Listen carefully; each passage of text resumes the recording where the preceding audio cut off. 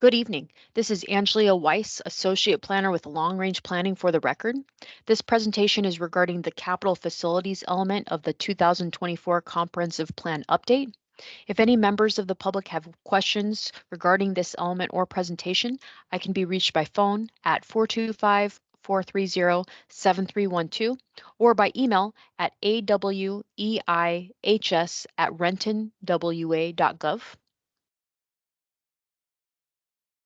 The City of Renton provides facilities and services for Renton's residents and businesses, which help to promote a functional, safe, and efficient environment for our communities. The city-owned capital facilities that Renton provides and maintains include infrastructure, property, and services such as police protection, parks, streets, water and sanitary sewer service, and storm drainage service. The State Growth Management Act includes a capital facilities plan as a mandatory element within comprehensive plans. The capital facilities element of Renton's comprehensive plan consists of the 20-year element and the 6-year program. The program portion of the capital facilities element is the most current capital investment program, which is a separate document referenced by the capital facilities element. The program is supported by the most current adopted city budget and is supplemented by other city functional plans prepared by city departments and other service providers. The program contains goals and policies that are consistent with other elements of the comprehensive plan. For example, some of the elements that inform the capital facilities element include the utilities, land use, transportation, and parks and recreation, natural areas, and trails elements. The program includes inventories of existing and proposed capital facilities, forecasts future needs, identifies deficiencies and necessary improvements, and provides a financial plan, all within a 6-year horizon. The key issues being addressed as part of this update include ensuring consistency with the land use element, with the Department of Commerce checklist, and with the Puget Sound Regional Council Vision 2050 checklist. The Vision 2050 requires the city to support investments to move to low carbon energy sources. For some context, the current capital facilities element policies emphasize focusing on projects that are energy efficient but are silent on moving to low carbon energy sources. In addition, this update seeks to ensure consistency with the King County countywide planning policies. Countywide planning policies require specific mentions of requirements for district jurisdiction review with reports to the Growth Management Planning Council. The element update also seeks to prioritize the capital investment program according to climate and/or equity values, including promoting affordable and equitable access of public services. Lastly, the update will include general language edits for clarity. To comply with state law, the update will include an updated inventory of existing capital facilities owned by public entities, including green infrastructure, showing the locations and capacities of the capital facilities.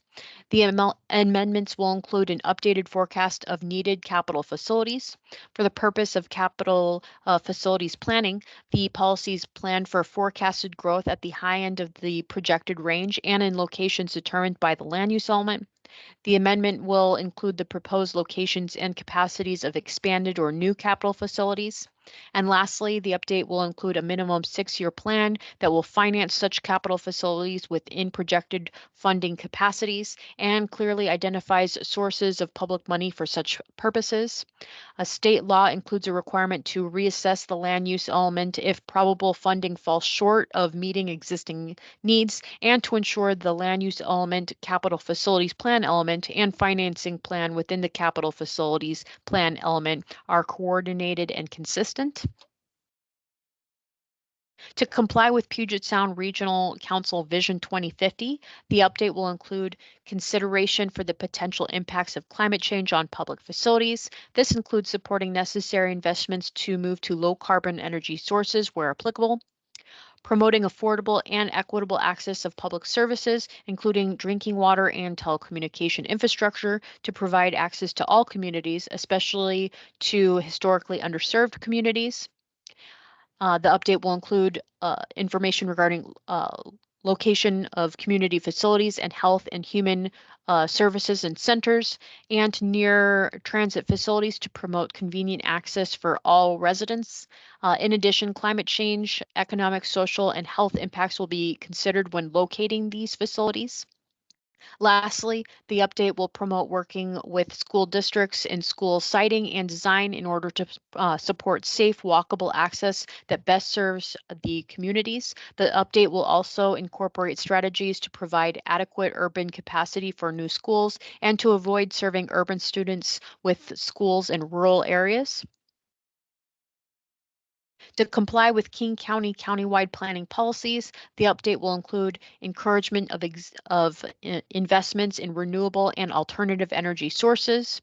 The update will incorporate requirements for district jurisdiction review with reports to the Growth Management Planning Council as previously stated.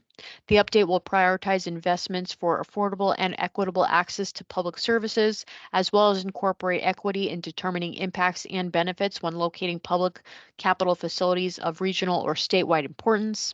Some of the impacts that will be considered with siting and building essential public facilities will include climate change, economic impacts, and health impacts. In the last bullet point, I indicate that the update will establish a new public facility and service disaster preparedness topic area. However, that bullet point is not up to date. Renton has a number of emergency plans adopted by reference, including the Hazard Mitigation Plan, Comprehensive Emergency Management Plan, and the Renton Disaster Recovery Framework.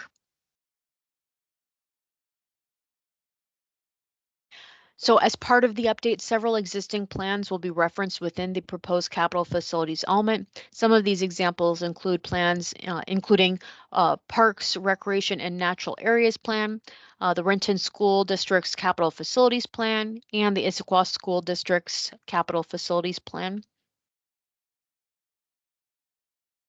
Some of the goals we are seeking to address as part of this update include ensuring compliance with state, regional, and county requirements regarding growth targets and climate change goals, maintaining the same page count of element, swapping and updating images and graphs, and relying on the adopted separate plans such as Parks, Recreation, and Natural Areas Plan, Hazard Mitigation Plan, for example.